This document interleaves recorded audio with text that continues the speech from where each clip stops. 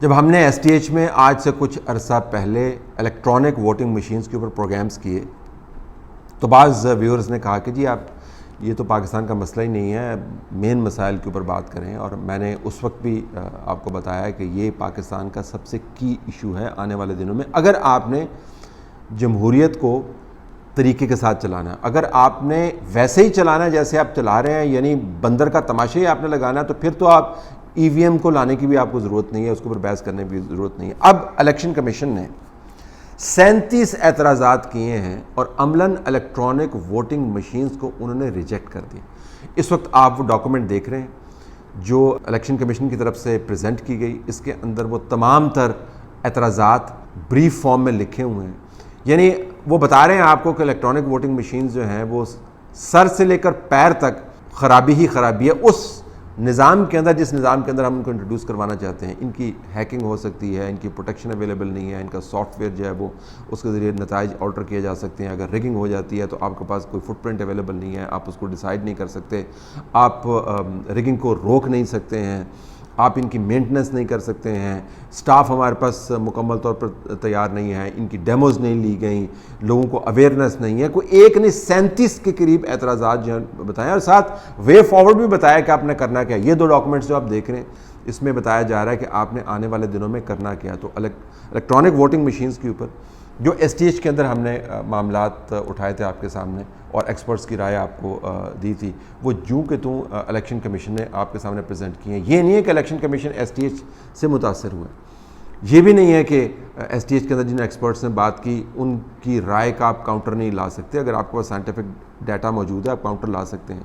Election commission voting machines کے بارے میں وہی بات کر رہا ہے جو کوئی بھی کامن سینس رکھنے والا بندہ، جس کی نیت صاف ہے اور جو واقعتاً نظام کے اندر مزید خرابی نہیں چاہتا، ان خرابیوں کے علاوہ جو پاکستان کے انتخابات کے نظام کے اندر آلریڈی موجود ہیں، وہ بات کرے گا۔ الیکشن کمیشن وہی بات کر رہا ہے۔ یہ مشینیں وقت کا بہت بڑا ضیاع ہے اور پیسے کا بھی بہت بڑا ضیاع ہے۔ یعنی اس کے اگر ایسٹیمیٹ آپ دیکھیں تو یہ اربوں روپے کے اندر جاتے ہیں۔ اگر ڈالر ٹرمز میں دیکھیں تو اربوں ڈالرز میں بھی 1 ارب ڈالر کے قریب بن جاتا ہے، تو وہ تقریباً کھربوں روپے بن جاتے ہیں۔ یہ ایکسپینسو بھی ہیں لیکن نتیجہ ان کا جو ہے وہ صفر ہے۔ حکومت کی طرف سے اگر آپ دیکھیں اتنی بڑی کیمپین چلائی گئی ہے، اس طرح ہی ہے کہ جس طرح آپ نے کوئی نئی پروڈکٹ نہیں لانچ کرنی ہوتی، ہر کوئی بندہ جو ہے مشین کو اپنے کندھے کے اوپر رکھ کر ٹی وی پروگرام کے اندر بیٹھا ہوا ہے اور بتا رہا ہے جی کہ یہ مشینیں کتنی زبردست ہیں۔ ہر بندہ جس طرح افغانستان کا ایکسپرٹ بن گیا، وہ الیکٹرانک ووٹنگ مشینز کا بھی ایکسپرٹ بن گیا، اس کے اوپر ٹویٹس کر رہا ہے اور بتا رہا ہے جی کہ یہ تو بڑی زبردست چیز ہے، یہ تو فول پروف ہے، یہ تو ہیک نہیں ہو سکتی، ایسی تو چیز بنی نہیں ہے۔ تمام اعداد و شمار، تمام منطقی اسیسمنٹس جو ایکسپرٹس بھی آپ کو دے رہے ہیں اور جو الیکشن کمیشن نے بھی آپ کو کر کے یہ بتایا ہے کہ وہ یہ کام نہیں کر سکتے، وہ حکومت نے رد کر دی ہیں۔ اب بڑا سوال یہ ہے کہ جب تمام سائنس، تمام تجزیے، الیکشن کروانے والے ادارے، الیکشن کمیشن کی تمام اسیسمنٹس، جو لوگ کامن سینس رکھتے ہیں ان کا ویو ایک سمت جا رہا ہے، تو یہ حکومت کے چند لوگ جو ہیں ان کے اوپر، بابر اعوان صاحب جیسے جو لوگ ہیں، ان کے اوپر کیوں یہ الیکٹرانک ووٹنگ مشینیں طاری ہوئی ہیں؟ میں آپ کو سیدھی سی بات بتا سکتا ہوں، اور پہلے میں بات کر چکا ہوں، دوبارہ دہرا رہا ہوں تاکہ ریکارڈ پہ رہے۔ اس وجہ سے کہ اس مرتبہ انتخابات کے اندر جو کام کرنا ہے، کام تو کرنا ہے لیکن آپ نے الزام نہیں لینا۔ پہلے یہ ہوتا تھا نا کہ آپ واردات کرتے تھے تو پکڑے جاتے تھے، تو ظاہر ہے جب الیکشن کے اندر آپ واردات کریں گے تو اب لوگ خاموش تو نہیں رہتے۔ اب تو ہر بندہ جو ہے وہ صافی بنا ہوا ہے، ہر بندے کے پاس موبائل موجود ہے، چیزیں ڈاکومنٹ ہوتی ہیں۔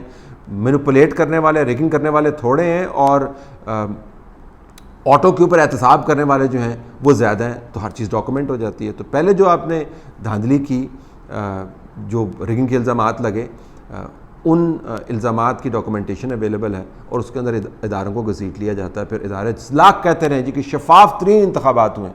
کمال بات یہ ہے کہ D G I S P R, ex D G I S P R جو ہیں جنرل آصف غفور، ریکارڈ پہ یہ کہہ چکے ہیں کہ پاکستان کے اندر 2018 کے انتخابات شفاف ترین تھے۔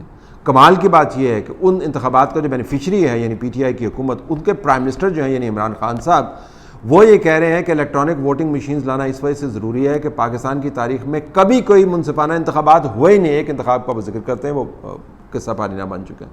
اپنے انتخابات سمیت وہ یہ کہتے ہیں جی کہ پاکستان کے اندر کوئی صحیح انتخابات ہوئے نہیں، غیر متنازع جو ہوں۔ ایکس ڈی جی آئی اس پی آر کہہ رہے ہیں کہ جی 2018 بالکل ٹھیک تھا. پرائم منسٹر جو بینیفیشری ہیں وہ کہہ رہے ہیں کہ جی متنازع انتخابات ہیں لہٰذا ہم نے ای وی ایمز لے کے آنی. تو معاملہ کیسے سمجھ آئے گا؟ معاملہ اس وجہ سے سمجھ آئے گا کہ اس مرتبہ بھی کام پرانے والے ہی ہونا ہے, لیکن اس مرتبہ ہم نے الزام جو ہے نا مشینوں پر ڈالنا ہے. تو جس طرح آپ کسی ٹانگے کے ساتھ اگر آپ کی گاڑی کی ٹکر ہو جائے نا تو کبھی اس کے اوپر کہتے ہیں آپ نے کبھی ٹانگے والے کے ساتھ لڑائی نہیں کرنی, کیونکہ ٹانگے والے نے سیدھا سا آپ کو جواب دینا ہے کہ جی جانور ہے, جانور کے اوپر میرا کیا کنٹرول ہے. اب جانور نے موڈ بنا لیا کہ اس نے دولتی رسید کر رہی ہے تو دولتی رسید کر دی, میں نے کوئی بریکیں تو نہیں لگائی ہوئی, تو لہٰذا آپ کو کچھ نہیں ملے گا, کیونکہ اس کے پاس ایک گھوڑا ہے جس کے اوپر وہ الزام لگا سکتا ہے, کیونکہ وہ چلا تو خود رہا ہے, اس کو غلطی اس کی ہوگی, الزام گھوڑے پہ دے دے گا, کہے گا جی کہ گھوڑے پہ میرا تو کوئی جو ہے کنٹرول نہیں ہے, اثر و رسوخ نہیں ہے. مشینوں کا بھی وہی حال ہوگا. کہا جائے گا کہ جی یہ تو کام مشینوں کے ذریعے ہوا ہے, مشینوں نے اگر کوئی غلطی کر دی ہے تو ہمیں تو دوش نہ دیں, ہم نے تو اپنی اچھی نیت کے ساتھ شفاف انداز سے انتخابات کرائے. اگر کوئی 4-5% مشینوں کے اندر کوئی گڑبڑ نکل آئی تو یہ مشینوں کا قصور ہے, تو مشینوں کو جا کے آپ پھر مورد الزام تو نہیں ٹھہرا سکتے, ان کو آپ عدالتوں میں تو نہیں گھسیٹ سکتے, ان کے خلاف تاریخی مقدمے تو نہیں بنا سکتے.